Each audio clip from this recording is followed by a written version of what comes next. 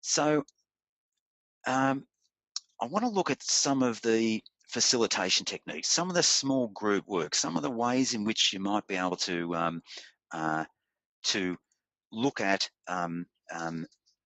helping people elicit their learning. People like the doing, so let's do it. Practical sessions can lead to that stronger kinesthetic sense, that kinesthetic ability. Very interestingly, in the coaching area in particular, in sports, as a subset, as a subgroup, that kinesthetic sense, that sense of doing it, feeling it, understanding it, by doing, not necessarily by reading or listening or watching, is very, very strong.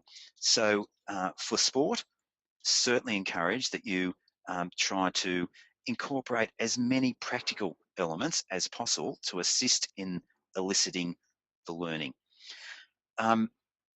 We can't go through a presentation discussion without talking about the various learning styles, whether the learning styles are visual, auditory, reading and writing, or kinesthetic.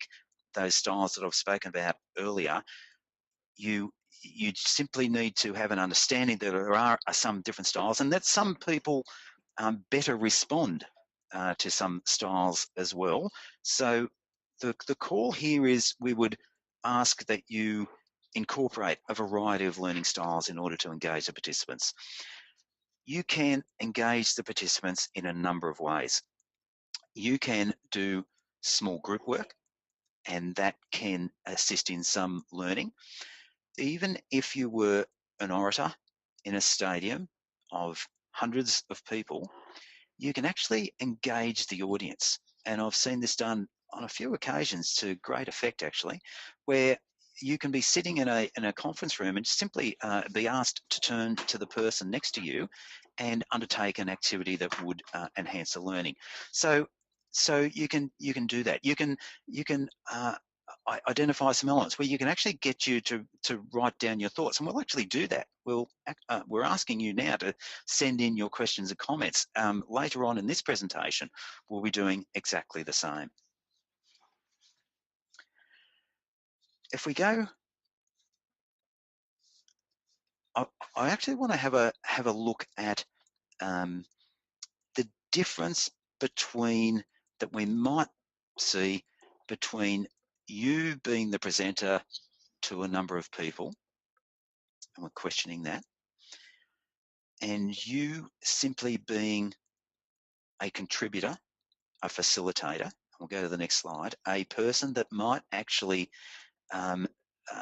empower the learners through a small group facilitation technique. What does the stand up and deliver elicit? It really says, yeah, look, here I am. I have got some information. Please provide it. I'm the expert. Here it is.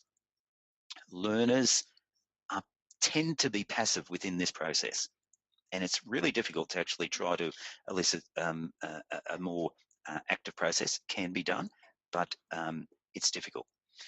And the capacity to recall information, or to assess, or to determine whether everybody within this audience has actually got it, can be difficult, versus the capacity to actually facilitate a small group forum, or facilitate some of those some learning.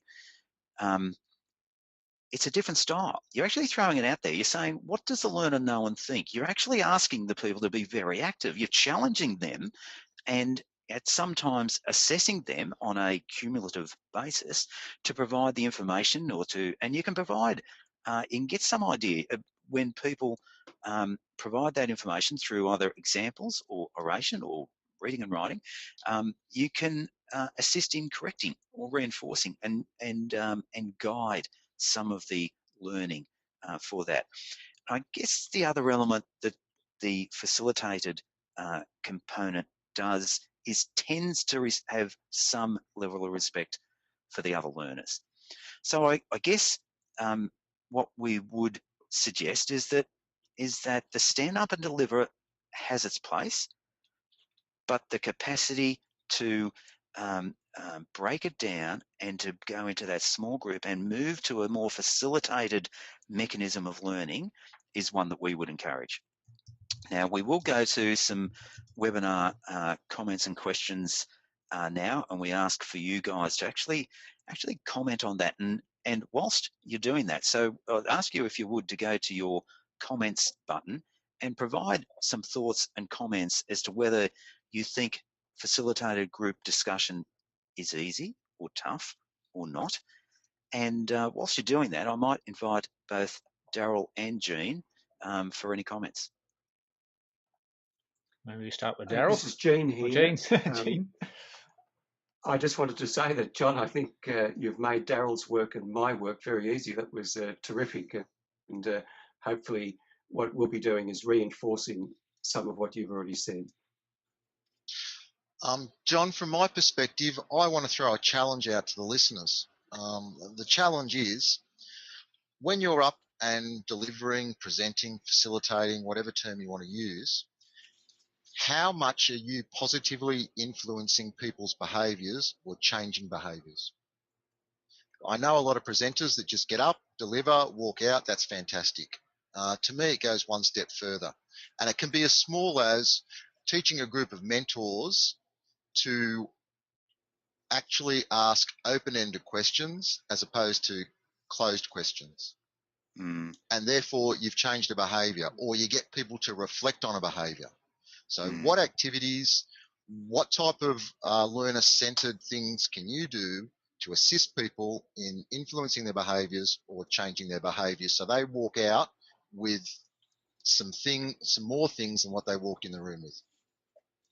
Excellent. I can see some questions coming in. I might ask Kat in a minute to come in as well and pose those questions. There's a couple of them there that I think we are going to address. So things like the importance of what's on the screen, things we can address after the webinar too, around different technologies such as Prezi, that we can also address post the webinar as well.